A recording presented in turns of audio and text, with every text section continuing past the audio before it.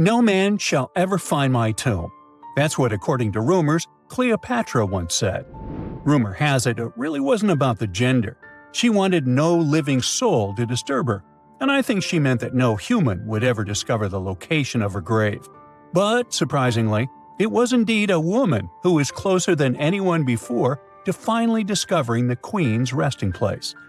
Meet Kathleen Martinez Berry, a criminal lawyer turned archaeologist.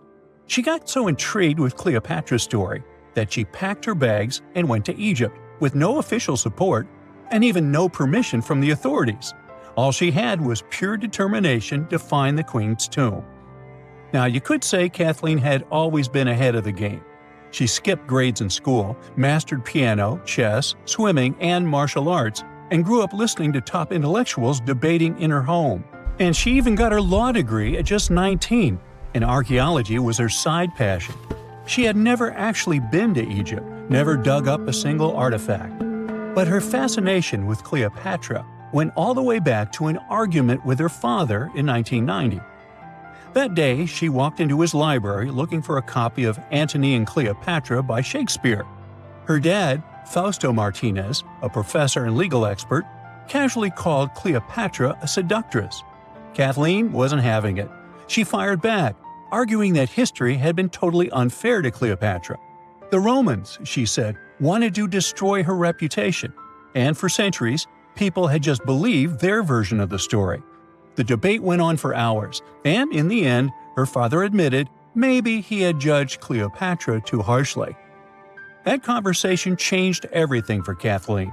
From that day on, she read every ancient text she could find, especially Plutarch's account of Cleopatra and Mark Antony. The more she learned, the more convinced she became that Cleopatra wasn't just some queen who fell for the wrong guy. She was a genius, playing a dangerous political game to keep Egypt independent. And the more she read, the more she started thinking, what if everyone had been looking for Cleopatra's tomb in the wrong place? That thought stuck with her. When she was caring for her second child, she earned a master's in archaeology. Multitasking. That reignited an obsession that would take over her life, uncovering the truth about Cleopatra.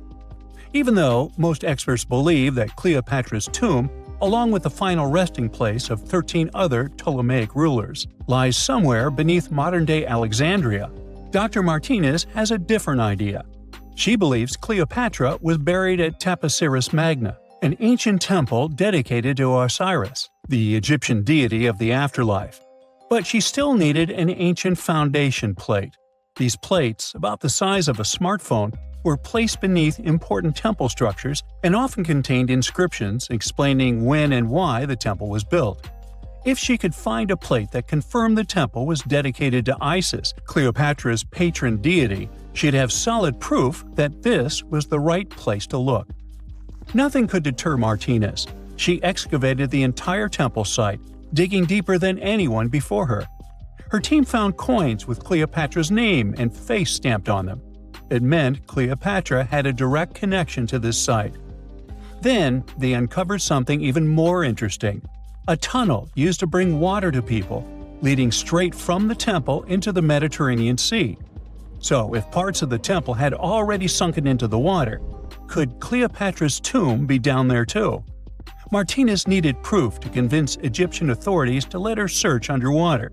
And, against all odds, she found the missing foundation plate. On it, the pharaoh offered a large area of Nubia to deity Isis. That was it, the confirmation she needed. The temple was indeed dedicated to Isis, proving her theory wasn't just speculation. If one temple was on land, Martinez suspected the second temple, possibly Cleopatra's tomb, had collapsed into the sea. She needed help from experts in underwater archaeology, so she reached out to Robert Ballard, the guy who discovered the Titanic. With support from the Egyptian authorities, she and her team began exploring the waters off the coast of Alexandria. And what they found was mind-blowing.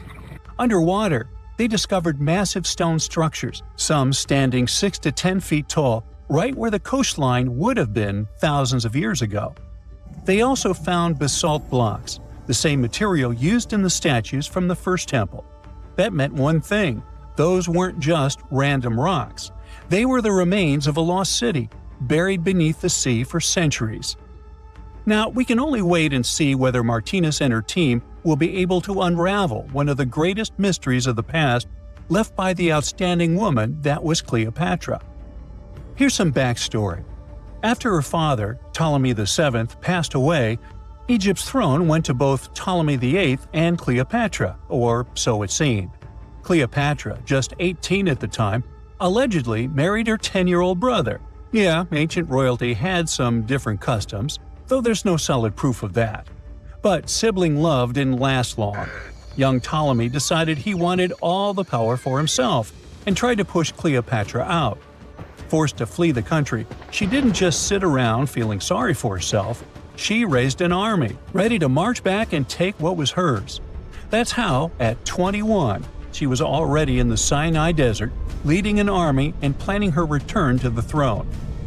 Now, by that time, Cleopatra had already been locked in a powerful political, and not only political, alliance with Julius Caesar. In June 47 BC, she gave birth to a son, Ptolemy Caesar, better known as Caesarion, who, many believe, was Caesar's child.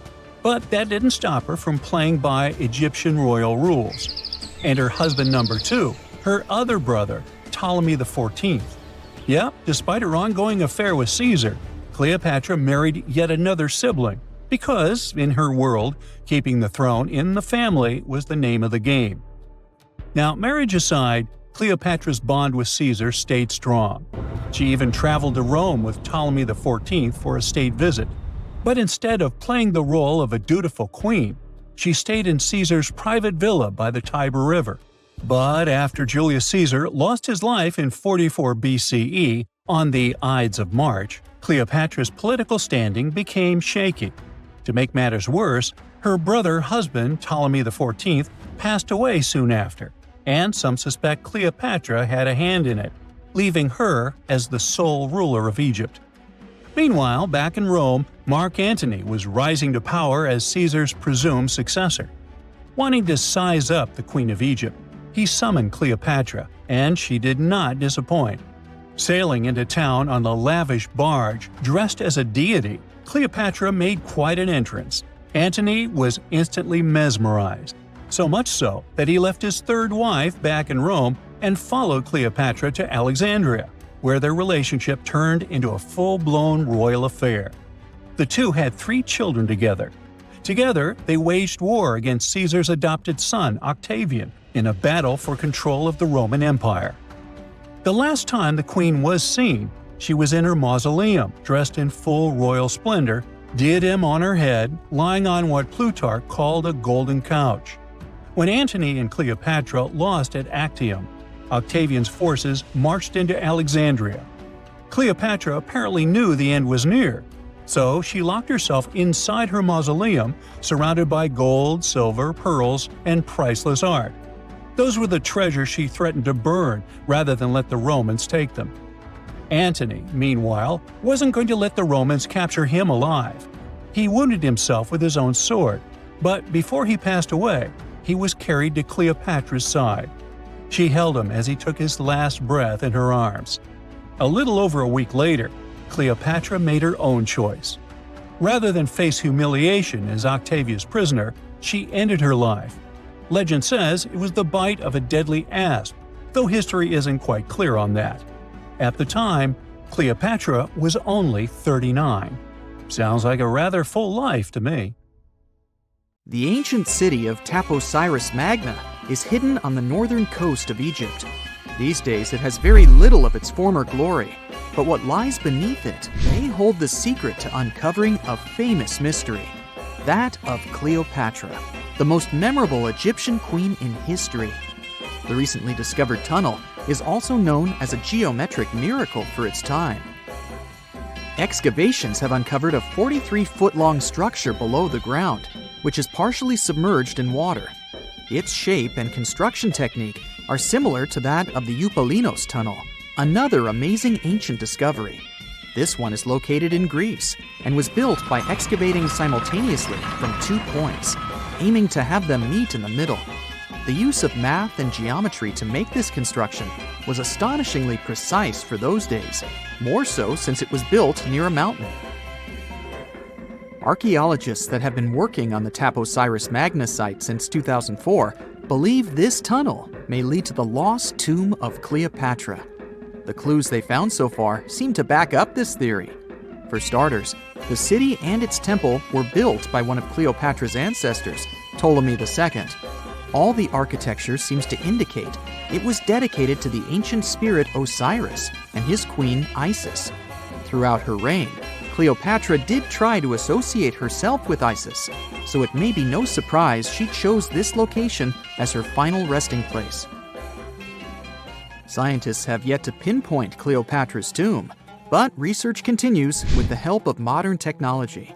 To study this location better, archaeologists have even used a special device called ground-penetrating radar. This tool allows us to analyze what lies beneath the ground without being intrusive. Since this tunnel is so old, research needs to be done very delicately. Seeing pictures of what's underground before you start digging is incredibly useful and has been done here since 2011. Finally discovering Cleopatra's tomb may help us piece together her story, especially what might have happened during the last portion of her life, which is still surrounded by mystery. We still don't know the exact cause of her passing. Some believe she may have let herself be bitten by a poisonous Egyptian cobra. Others have suggested that she was well accustomed to toxic substances, even hiding some in her hairbrush in case she ever needed it. But that's not to say she chose to use it on herself. We do have a lot of other interesting information on Cleopatra that's equally as impressive, like the fact that she had a stylist. Most of the images you've seen depicting this famous queen show her wearing black eyeliner. This look was put together by Airas, a woman known to have been her personal beautician. She traced the long line from her eyes to her temples, a makeup technique still used today to enhance the eyes. Airas was an important figure throughout Cleopatra's life, known also as her confidant and close friend. There are even theories that suggest Airas was there by her side when she passed away. Despite her well-thought-out looks, Cleopatra wasn't as pretty as she's described. Or at least, that's what recent research has pointed out. Sure, if we look at movies and modern imagery, she's depicted as this incredibly beautiful woman with symmetrical and delicate features. However, if we look at coins showcasing her image from back in the day, her looks are rather average. Her image on the coins might have been adjusted, too, to make the queen look stronger in the eyes of her people. So there is no trusted source available to confirm her image, but her description in most pieces of ancient literature speaks of her other qualities, like her voice and personality, not of her beauty. Cleopatra might have been the most famous Egyptian queen to this day, but she wasn't the first choice. She did have an older sister, Berenice, that was initially supposed to take the throne. Berenice passed away before she could do that, so Cleopatra took on the role and began investing in her education. She traveled throughout the country quite frequently, so she could become accustomed to her people and their needs. She was only 18 when the responsibilities were passed down to her, and immediately gained popularity because of her intelligence and education. Her taste in literature was quite good too. She was known to be a fan of Homer, the famed Greek philosopher and poet. Cleopatra loved to write as much as she loved to read. There are even claims that she wrote a book on medicine and cosmetics, but we have no evidence to this day that such work ever existed. Part of being a great leader back then meant you had to speak multiple languages. Cleopatra clearly understood that, and that's why she's rumored to have known many languages to varying degrees. Some archaeologists suggested she spoke Greek, Egyptian, and Ethiopian, as well as many Arabic dialects. She might have even spoken Latin, but there's little evidence to support this claim. She might not have had angelic looks, but Cleopatra was really careful with the way she looked, even with her diet. She was known to have enjoyed simple meals, including a variety of fish. Since she lived close to the Mediterranean Sea, it's really no surprise. As a treat, she liked to eat stuffed pigeons, which she also served to her guests. Other dishes on the menu included vegetables and fava bean soup. Fruits and nuts weren't missing from her diet either, and she was also a big fan of honey. Recently, a team of experts has even tried to recreate her famous perfume. Think of it like the ancient equivalent of Chanel No. 5. Cleopatra was known to be a fan of luxurious scents, which she believed could even influence how people treated her when they met. The basis of this scent is myrrh, a resin gathered from a local tree. Other ingredients added to the mixture were also found back in the day, like cardamom, olive oil, and cinnamon. The results may not be quite as delicate as the perfumes we know and use today. Its consistency was way thicker, and the scent lasted way longer. When she was at the height of her power, Cleopatra might have been the richest person in the world. Back in the day, she ruled over a territory that stretched across the Mediterranean, from modern-day Libya in the west through Egypt to Syria in the east. This is the largest territory ever ruled over by a woman. In today's currency, her worth might have been somewhere around $95 billion. The calendars we use today may have been introduced by Cleopatra herself. She presented the idea of leap years and leap days to Caesar, the Roman emperor she was known to have been close with. Taking her advice, Caesar made these adjustments part of the official Roman calendar. The ancient Egyptians already knew the year was longer than precisely 365 days. They discovered this by studying the brightest star in the sky, called Sirius, and concluded that a year is actually 365 and 1/4 days long. It was Elizabeth Taylor that famously introduced Cleopatra to pop culture when she played her in the 1963 film bearing the same name. Up until that point, it was the most expensive film ever made. It was originally supposed to cost somewhere around $2 million, but ended up costing a mind-boggling $44 million. That's mostly because of script and production issues. To make this iconic movie, producers created 79 sets from scratch, as well as over 26,000 costumes for the cast. Elizabeth Taylor's Cleopatra costumes alone cost somewhere around $200,000. Thankfully for the producers, the movie made headlines and was well received by critics, making it a box office success. A lot of people associate Cleopatra with another famous Egyptian ruler, King Tutankhamun, nicknamed King Tut. Surprisingly, apart from both of them being Egyptian pharaohs, they have nothing else in common. For starters, King Tut lived around 1,300 years before Cleopatra did, and there is also no connection regarding their ancestry. Cleopatra had Macedonian Greek roots, while King Tut was a native Egyptian. They found the tomb of a royal doctor who lived over 4,000 years ago, a man who held pharaohs' lives in his hands. This man knew secrets that only deities and kings were allowed to hear. And yet, when they opened his tomb in 2024, there was no body, just vivid paintings, untouched by time, and cryptic symbols carved into stone. Who was he, and why was he buried with spells linked to a scorpion deity? The tomb was buried deep beneath the sands of Saqqara. The doctor's name was Teti Nebu. He lived around 4,100 years ago, during one of Egypt's most mysterious turning points, right at the edge of glory and collapse. These were the final days of Egypt's Old Kingdom. The sun still glinted off freshly built pyramids, but the shadows were already creeping in. The pharaoh, Pepi II, had ruled longer than anyone before him, 90 years. But by the end of his reign, the country was cracking. The power was slipping, the regional leaders were rising, and the Nile floods grew unpredictable. In this shaky period, the mysterious doctor thrived. His tomb was discovered by a Swiss-French archaeological team in the shadows of old pyramids. The weirdest part was that when they uncovered his burial chamber, they found no body, no golden treasures either.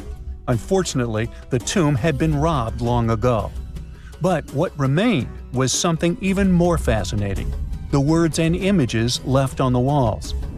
The paintings are still vibrant, bright colors that somehow survived all those years underground. The walls show jars, containers, strange abstract patterns, and geometric shapes. And then there are hieroglyphs, lines and lines of sacred script carved with precision, like someone had poured their soul into every curve. These inscriptions revealed who Teti Nebu truly was. Turns out, he wasn't just any doctor. He was the conjurer of Serket. Now, Serket was the female deity of scorpions, sacred and terrifying. Egyptians believed she could stop venom, heal bites, and protect the living from toxic elements. The title, Conjurer of Serket, meant Teti Nebu was a specialist in treating dangerous stings and bites. And if he got an entire tomb for himself, he may have been Egypt's top expert in those things, a man who healed with both medicine and magic. But that wasn't all. He also held the title Director of Medicinal Plants, a title seen only once before in all of ancient Egypt. That means he knew the healing power of herbs, roots, and oils like no one else. Now, you might wonder, what plants in a huge land of sand? But in reality, ancient Egyptians used herbal medicine that would hold up in some labs today. They created pills, ointments, and inhalers. Most often, they chose some active ingredient, a flavor to make it easier to take, and something to deliver it into the body. Sound familiar?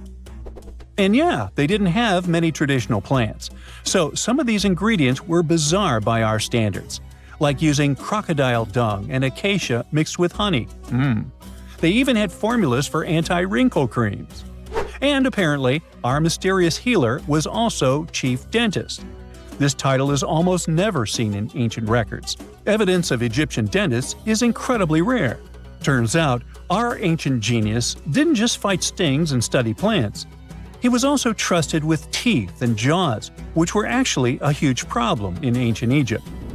These people may have built wonders, but their teeth paid the price. Ancient Egyptians constantly caught grains of sand in their mouths. They often ate grit-filled bread and raw vegetables, which wore down enamel and caused a horrible condition called attrition. This led to tons of problems, including tooth loss. They had to improvise back in the day. For example, crafting the world's oldest known toothpaste from crushed rock, mint, and pepper, which ironically only made things worse for the gums. Or a toothpaste from things like eggshells, pumice, and natron, a salty mineral used for cleaning. They were also inventing mouthwashes from celery, bran, and herbs to ease the problem. Some mummies were even found with crude metal braces and gold wires attaching missing teeth. Though we're not sure if these were for the living, or was it just a nice little addition added as an afterlife gift. So, Teti Nebu specialized in all these fields. 3 rare titles for one man. Now, back in the day, he must have been admired as incredibly knowledgeable. In a world without modern science, he would have been like a sorcerer who knows how some leaf or bark could save a life. That's why archaeologists believe Teti Nebu wasn't just any doctor. He was, most likely, the royal physician, the one who treated the pharaoh himself. We don't know for sure which king he served. Maybe it was Pepi II, and who knows, maybe that's why the guy lived so long. But if that was the case, Teti Nebu may have lived through the final moments of the Old Kingdom, watching the Golden Age crumble from inside the palace walls. And then he was buried, the body was looted, or perhaps just lost to time. But the team says they're still studying the tomb, still uncovering the traces of this incredible man. Overall, ancient Egyptians were practicing medicine on a crazy advanced level. Some practices feel familiar even today. They had hospitals, specialists, surgeries, and many more things, even medical schools. Both men and women were allowed to be doctors. They healed with various methods and practiced surgery with actual tools, scalpels, forceps, even sutures. Some doctors treated only the eyes, others the teeth, the stomach, or even what they called the hidden diseases. They knew how to clean and dress wounds, could set broken bones using splints made of wood or reeds wrapped in linen, and even prevented infections. There were even proctologists. They also built the first prosthetics, like a wooden toe with leather straps that help people walk normally again. The oldest known prosthetic is 3,000 years old. Now, the most shocking part is how they actually even tried to remove tumors.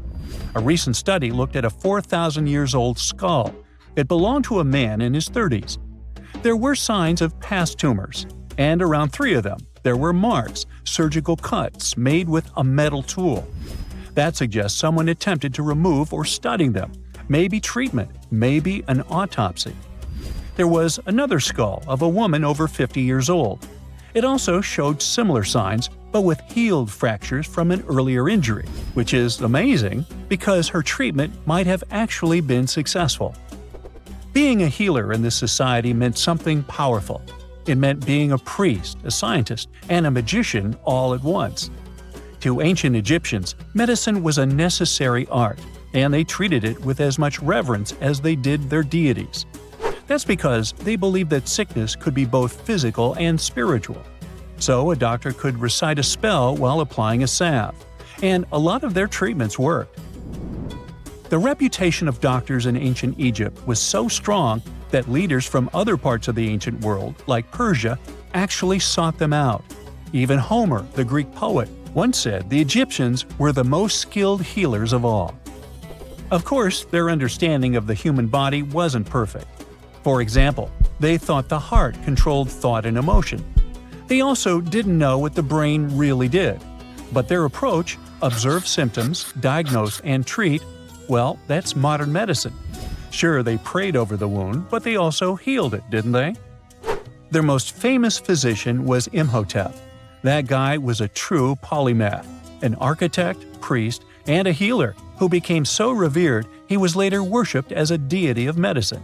Yep, a human who was so cool they turned him into a deity. He lived 2,000 years before Hippocrates, the so-called father of medicine. And yet, some people joke we should drop the Hippocratic Oath altogether and swear an Imhotepic oath instead. These people weren't just laying the foundations of pyramids, they were laying the foundations of healthcare. In November 1922, a boy walked through the desert mountains of Egypt and discovered some ancient steps carved into the rock.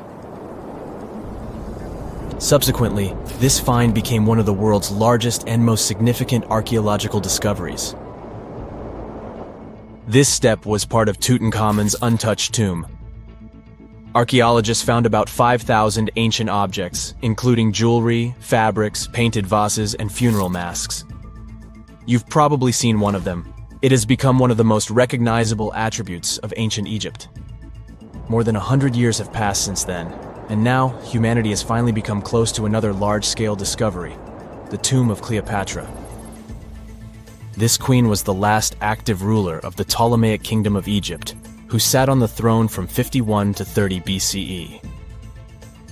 There are many ancient records about Cleopatra, her reign, and her unusual personality, but until now, no one has discovered the secrets about her passing away in the burial place. So, one archaeologist, Dr. Kathleen Martinez, has been studying ancient records and temples around Alexandria for decades, and concluded that the tomb of the queen should be located under the ancient city of Taposiris Magna, founded in 280 BCE. It was a big city on the northern coast of Egypt, where tens of thousands of people were engaged in trade and industry, and it seems that Dr. Martinez's guesses turned out to be correct. She and a group of archaeologists have discovered a secret underground tunnel near Alexandria, with a length of about 0.8 miles. It was cut into the rock under Taposiris Magna's temple. During further excavations, they found many things that indicate Cleopatra's tomb lies in the tunnel's depths. It's also possible that she is buried there together with the Roman commander, Mark Antony.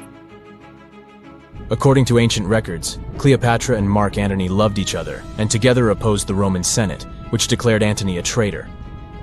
The fact that natural disasters have occurred on the territory of Taposiris Magna for thousands of years can complicate the excavations. Earthquakes and floods destroyed the city and possibly flooded its underground tunnels. but archaeologists hope the ancient tomb remains untouched, and that it hides many treasures and records about the royal life of ancient Egypt during the reign of the last dynasty. There's a chance that excavations will go underwater and in the mud. This will require much time and funding, but archaeologists are sure it's worth it. Anyway, it's too early to say that Cleopatra is really buried there, but scientists have found many things in the tunnel that confirm this, including clay pots, dozens of coins with the image of Cleopatra and Alexander the Great, as well as a bust with the image of the Egyptian queen. Cleopatra is still one of the most popular personalities in Egypt, on an equal footing with Ramses III and Tutankhamun. She inspired many films, paintings, and books, but what made her so popular? She became famous for her inconsistency. She was a beautiful, intelligent ruler who pulled Egypt out of the crisis and made it a prosperous power. Medieval Arabic texts say she knew chemistry, mathematics, and philosophy, and may have written several scientific books. She knew several languages and had excellent diplomatic skills. At the same time, there are many legends that she was a femme fatale who drove many men crazy. However, there's no evidence that her beauty was incomparable. The image of a stunning model was created by Hollywood when it made several films where famous actresses performed the role of Cleopatra. And the Roman Emperor Octavian, the adopted son of Julius Caesar, specially created the image of Cleopatra as an insidious seductress because he was her enemy. Even though she was born in Egypt, Cleopatra wasn't an Egyptian. Her ancestors were Greeks, among whom was one of the generals of Alexander the Great. However, the people of Egypt loved her. She learned the language and was very sensitive to the traditions of this country. She knew the history, mentality, and customs of ancient Egypt well. She raised the level of its economy and strengthened its status as a world power. Much of this was made possible thanks to her cunning and impressiveness. She loved theatrical performances and lavish celebrations. She knew how to surprise people and put on a show. But behind the exterior image of a luxury lover was an intelligent and calculating ruler. Ancient Egypt was a rich, luxurious country, and Cleopatra did everything to increase its wealth and strengthen its position in the international arena. For example, she was once in conflict with her brother Ptolemy XIII. The queen knew that she wouldn't be able to resist him, so she decided to attract Julius Caesar to their side. The Roman emperor arrived in Alexandria, where Cleopatra wanted to meet him, but Ptolemy knew about her plans and was about to prevent her from coming to Caesar. Then, instead of a rich and noisy arrival, Cleopatra decided to make her visit inconspicuous. She wrapped herself in a carpet or linen bag the emperor's servants carried into Caesar's private chambers. Cleopatra emerged from the carpet and impressed the Roman emperor with her beauty and determination. As a result, they fell in love with each other and became close allies. After some time, she impressed another influential Roman for diplomatic purposes. She arrived to meet Mark Antony on a golden barge with purple sails and silver oars.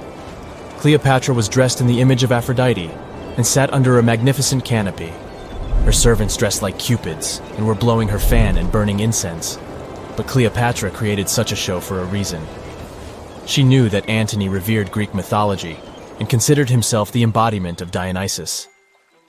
As a result, he was so impressed with this woman that he ended up marrying her. Cleopatra defended her crown, strengthened her alliance with Rome, and bore Antony 3 children. In Egypt, they threw big parties and enjoyed wealth with power. However, the relationship of a high-ranking official with the Egyptian queen caused a scandal in Rome. Octavian was Antony's primary opponent in the struggle for power, so he exploited the situation to darken the competitor's reputation. He used propaganda to make Cleopatra an insidious seductress in the eyes of Roman citizens. He accused Antony of succumbing to her charms. The Roman Senate supported Octavian and declared Cleopatra an enemy. In 33 BCE, this conflict reached a high point when Antony's navy clashed with Octavian's fleet. The latter won and forced his enemy to flee to Egypt with Cleopatra.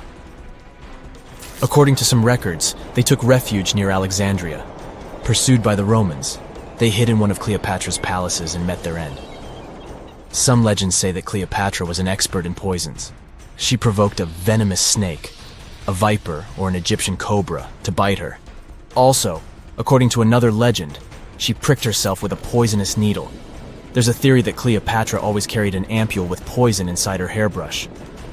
And when she was cornered, she soaked the needle with this poison and pricked herself. None of this can be said for sure. Scientists are still trying to find out the truth. Perhaps when they reach Cleopatra's tomb, the world will get more answers about her tragic fate. She is considered the last ruler of Egypt. After her passing, Octavian plundered her palaces and temples and returned to Rome, where he became the main emperor. He successfully ruled the country and expanded its borders. His reign ended when he turned 75. World history would have looked different if Cleopatra and Mark Antony hadn't lost that naval battle. By the way, did you know that more time has passed between Cleopatra's reign and Neil Armstrong's flight to the moon than between the reign of the Egyptian queen and the construction of the Great Pyramid of Giza? Armstrong took a step on the Earth satellite in 1969, 38 years after the birth of Cleopatra. And the construction of the pyramid took place in 2560 BCE. Imagine how long the history of ancient Egypt is. Cleopatra is closer to us in time than to the pyramids. When you hear the word mummy, you might get a chill down your spine. That's because most of us associate this word with those creepy characters we've seen in some scary movies. But in reality, mummies have helped us understand a lot about ancient civilizations, their rulers, and about how people used to deal with losing their loved ones. The people most famous worldwide for their mummies are the ancient Egyptians. They believed that some sort of existence after passing away was possible, if certain conditions were met.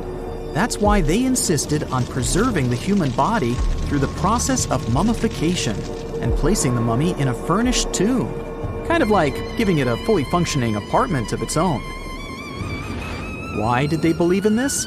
Well, because they were deeply connected to their natural environment for the most part.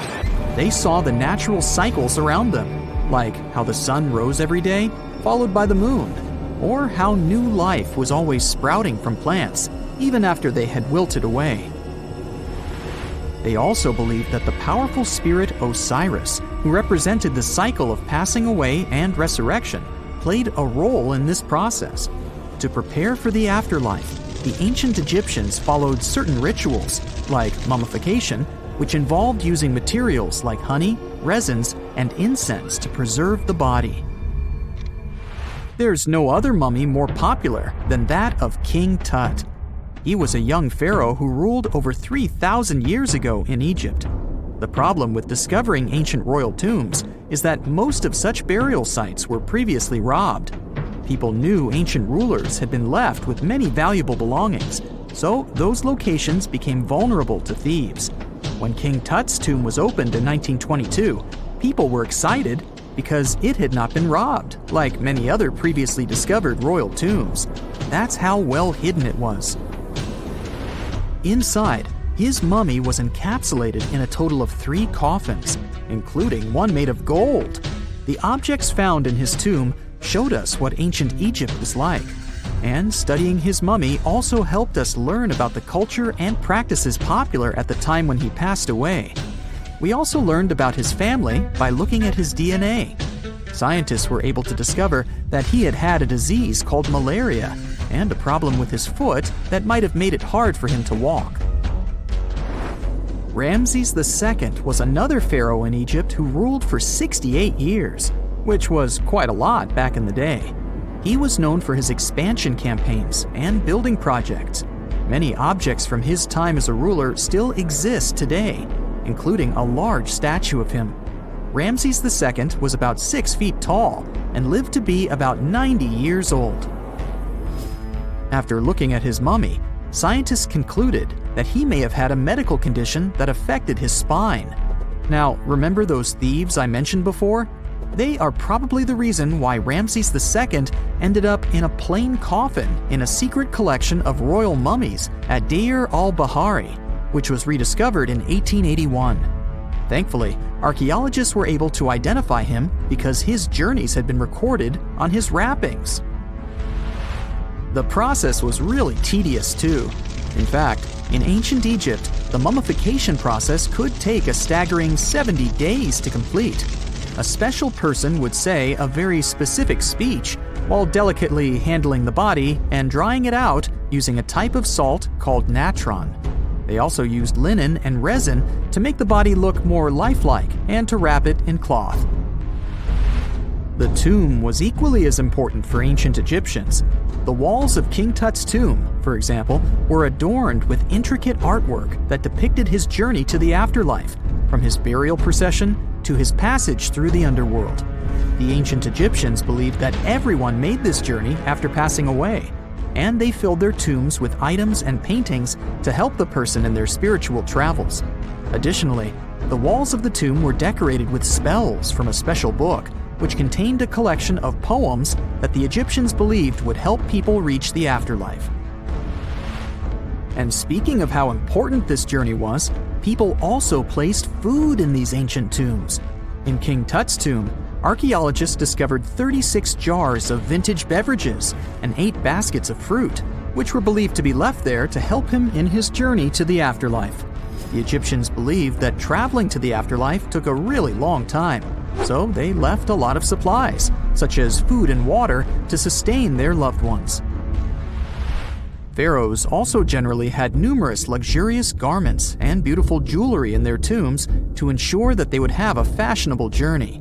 These items included various types of linen clothing, such as tunics, scarves, gloves, and headdresses, as well as a lot of gold jewelry with precious stones, like bracelets, buckles, pendants, necklaces, rings, and even precious depictions of insects for protection. Some were also deposited with fans made from ivory and ostrich feathers to keep them cool in the afterlife. Some ancient rulers were even placed in their forever apartments along with boats. For example, Pharaoh Khufu built the Great Pyramid at Giza as his tomb, and a large ship was found inside. King Tut, however, was buried with multiple boat paddles, but no actual boat. Instead, he had 3 chariots and numerous walking sticks made of precious materials, perhaps indicating he'd rather travel to the beyond by land, not by water. Amongst the most interesting objects found near ancient mummies are bottles of oils and perfumes. If rulers were supposed to be fashionable, why not smell nice too, right? Also, some of them had some ancient kinds of board games, most of them made out of precious materials like gold or ivory. One of those games was called Senet. It was very popular amongst the ancient Egyptians and very similar to modern-day chess.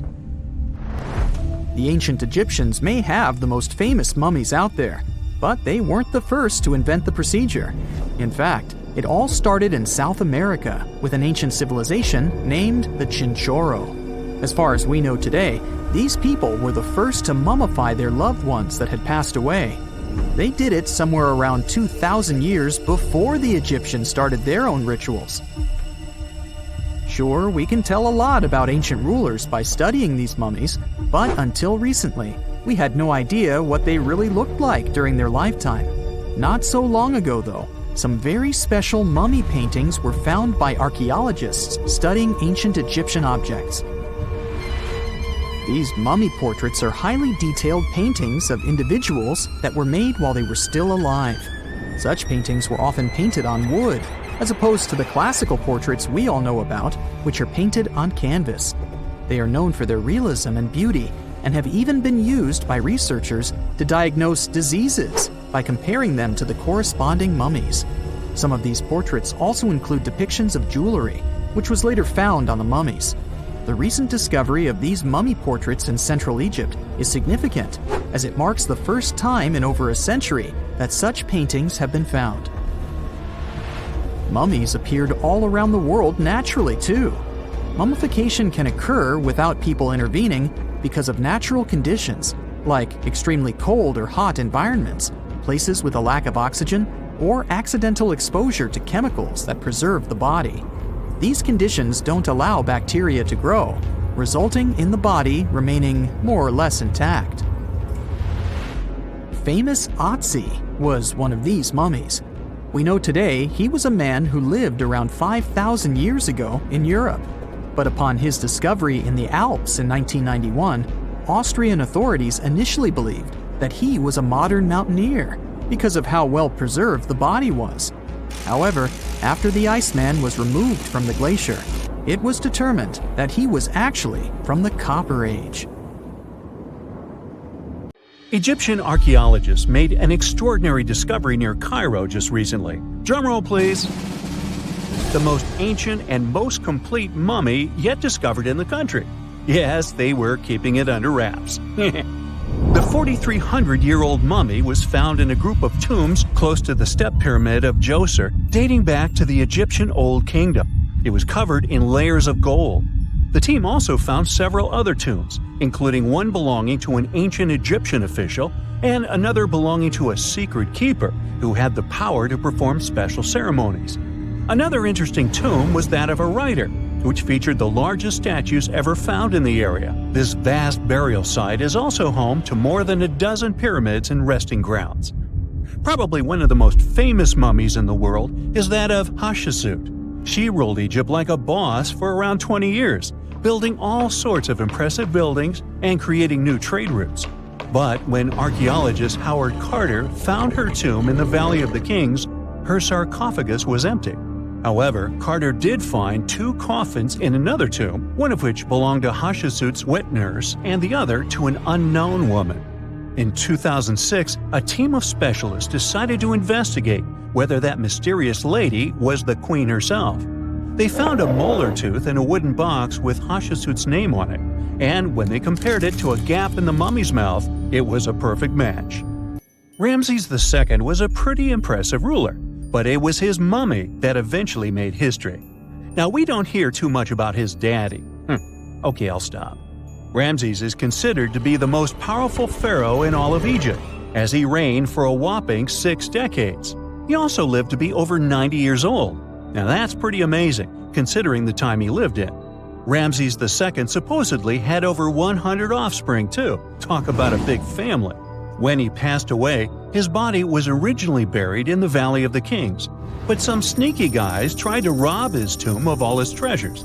Officials back in the day weren't having any of that though, so they moved his body to a secret location to keep it safe.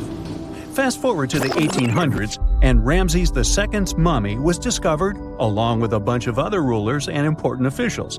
But it wasn't in the best condition, so archaeologists flew it to Paris to get it, pampered. Problem was, he couldn't just be transported into another country. The only solution available was to give Ramses II his own passport. His occupation was listed as king, and the document even featured his photo. Most mummies aren't necessarily known for having the most hydrated skin. But that of an ancient woman, also known as Lady Di, proves otherwise. No, not that Lady Di.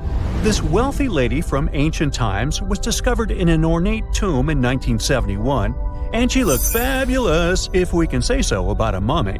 Thanks to the special conditions in her tomb, like the moisture in the environment and the lack of oxygen, her body was almost perfectly preserved. Her skin was soft, her hair was on point, and she was still flexible. The museum that now proudly displays her mummy also shows a ton of fancy items that were buried with her, like dinnerware and musical instruments. Archaeologists investigated the mummy further and discovered that she passed away from a heart attack at around 50 years old. Even though it hasn't been around for over 2,000 years, Lady Di is still making history.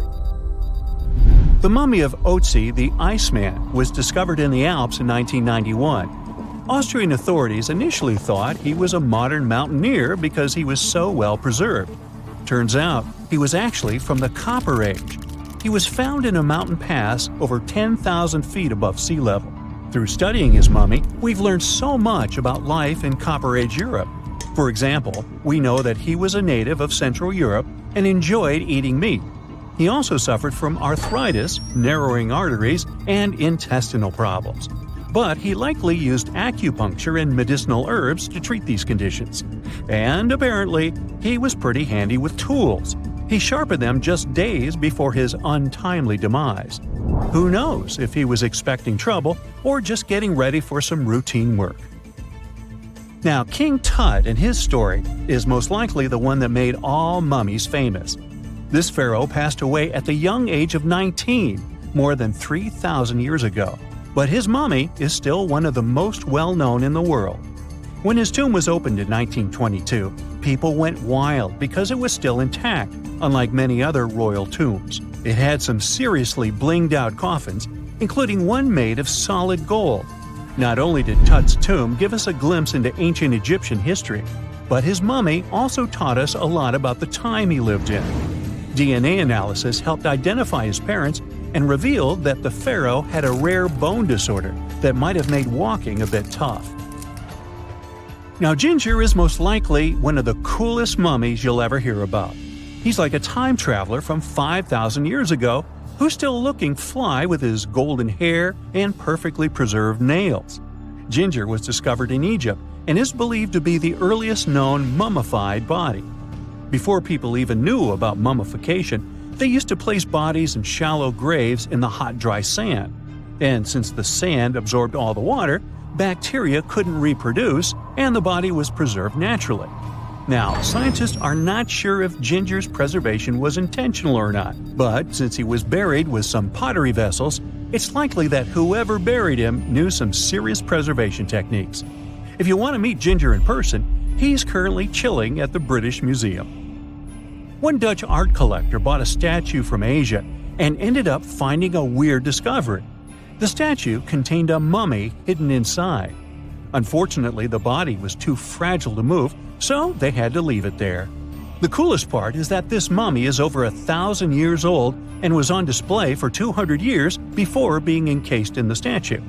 When scientists did a CT scan, they found out that the mummy was filled with paper scraps covered in writings. Experts think he might have done this thing called self-mummification, which is a pretty intense process involving a special diet and tea that makes your body less prone to bacteria. Only a few people could handle this ritual, and those who managed to do that were seriously respected. No other Egyptian queen has baffled scientists and historians like the stunning Nefertiti. Based on her statues, she was known for her slender neck, wide eyes, and high cheekbones. Her name translates to "the beautiful woman has come." Talk about living up to your name, huh? Even though she wasn't a pharaoh herself, Nefertiti still managed to leave a lasting impression. Written records suggest that, as a wife and queen, she held an incredibly influential role. Because of her power, she was indeed admired, but she also managed to make quite a lot of enemies throughout her life. She was also related to King Tut, but not biologically. Rather, she was his stepmother. So far, locals have yet to identify her mummy, but that may soon change. A local Egyptologist who has been busy excavating tombs in the Valley of the Kings has found two mummies that he believes could be Nefertiti and her daughter. According to specialists, we may soon finally get a definitive answer about the identity of these two mummies. And if one of them does turn out to be Nefertiti, we could be in for a real treat. DNA analysis and CT scans of the mummy could give us the most complete and accurate image of the queen that we've ever seen. It's crazy to think that we've only scratched the surface of what lies beneath modern-day Egypt. Nefertiti ruled during a time of great power and prosperity in Egypt, but unfortunately passed away in a period of social turmoil, leading to her gravesite being lost. Now, where's my mummy? If there's a question that still baffles archaeologists to this day, it's this one. How did the ancient Egyptians build those magnificent pyramids? As far as we know today, their resources were quite limited, especially in terms of tools and building materials. We still don't have a fully satisfying answer, but hey, we've got some pretty amazing theories worth considering. The leading contender among these theories involves the clever Egyptians employing a sneaky strategy. Now picture this. They constructed a slanted and curving mound made of bricks, earth, and sand encircling the pyramid to be. As the pyramid grew taller and taller, they simply increased the height and length of this wacky structure. It's like they were playing an ancient game of Jenga. Now, how did they get those massive stone blocks up there? Well, according to the legendary ancient Greek historian Herodotus, they used sleds, rollers, and levers. It sounds like they turned construction into a supersized game of tug-of-war. And guess what? Herodotus also claimed that the Great Pyramid, the one from Giza, the granddaddy of them all, took a whopping 20 years to build. There's more. Herodotus also dropped a mind-boggling number on us. 100,000 men were supposedly involved in this pyramid extravaganza. Did they hire the entire Egyptian population? Well, it might not be as far-fetched as it sounds. These men were probably mostly farmers, so they probably focused on the pyramids when there wasn't much work to be done in the fields. You know, like during the flood season of the Nile River. Obviously, specialists in the archaeological community had something to add to this theory. By the late 20th century, they discovered some evidence that suggests the workforce might have been smaller and more permanent than previously thought. Instead of a massive army of 100,000 pyramid builders, they proposed that a modest crew of around 20,000 workers, accompanied by support personnel like bakers, physicians, and even spiritual leaders, could have gotten the job done.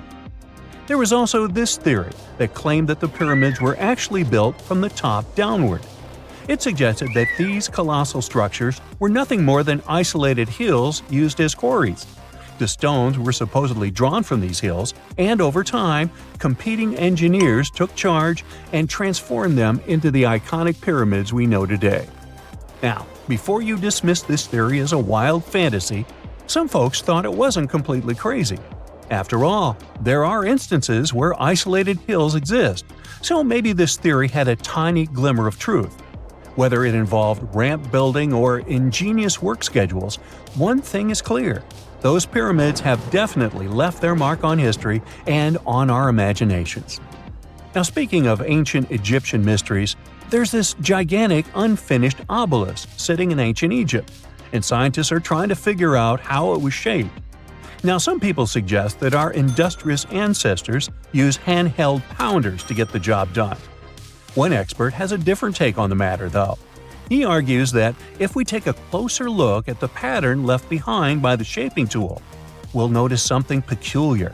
The walls of the trenches surrounding the obelisk display a neat and even pattern, which is pretty unlikely if they were pounded away by mere mortal hands. According to this expert, those horizontal striations are usually the result of a tool that takes breaks while removing material, leaving its mark on the surface. But wait, there's more. Imagine the tool being rocked back and forth against the trench walls, clearing away the waste to keep the trench from narrowing. Well, in that case, the tool might have left some funky horizontal striations where it was pressed against the sidewall. This sounds like some fancy technology at play, don't you think? And guess what? The dynastic Egyptians probably didn't have access to that kind of know-how. Another famous Egyptologist from way back also uncovered a bunch of core drills during his adventures. Although the actual drill bits are missing, his collection houses these particular core remnants made of limestone, alabaster, and even granite. These constructions aren't the only amazing thing the ancient Egyptians left behind, though. As it turns out, the Egyptians were the genius minds behind the creation of the handheld mirror. Yeah, that little mirror you use every day to check yourself out. But here's the twist. These mirrors are like pieces of art. They were decorated with inscriptions and figures. But that's not all. The Egyptians had a serious concern with their appearance. They knew the importance of personal hygiene and looking fabulous. So, in their quest for pearly whites, they invented toothbrushes and toothpaste. Dental problems were pretty common back then, and their smiles weren't exactly all white. Dentistry wasn't their strongest suit, you see. Maybe their minds were distracted by all that pyramid building. So that doesn't mean those ancient toothpaste recipes weren't amazing. One delightful concoction included rock salt, mint, dried iris petals, and pepper. Some brave dentists in the 21st century tried it out, and it worked pretty well. Ground-up ash was also used in another recipe to create a tooth cleansing paste. Mint was missing, so that didn't do much for their breath. That's when the genius Egyptians came up with the world's first breath mints. They made tablets from heated spices like cinnamon, and they mixed it with honey. Now, let's shift gears to home decor, Egyptian style. They surely took ornamentation to the next level. While the concept of decorating furniture started in Mesopotamia, the Egyptians cranked it up a notch. They went all out with different colors of ink and even developed various weights of paper. Oh, and let's not forget about those cute little area rugs we all have in our homes today. Guess who came up with the idea? Yep, the Egyptians. They used the versatile papyrus plant to make those cozy rugs. And speaking of trends, the Egyptians loved their knickknacks. They had an assortment of small figurines in the shapes of cats, dogs, and people. These statues were made from various materials, like simple sun-dried mud to the ultimate bling of gold. It all depended on how loaded you were. The Egyptians were also all about farming, and they knew that clean water was crucial for their crops and animals. That's why they came up with some nifty inventions and techniques to make sure their land was fertile and their plants were happy. First off, they had the genius idea of using ox-drawn plows. They had two types of plows, heavy and light. The heavy plow would strut its stuff, cutting deep furrows in the soil, while the lighter plow followed behind, fluffing up the earth. But they didn't stop there. After plowing, the Egyptians would break up clumps of soil and sow the rows with seeds.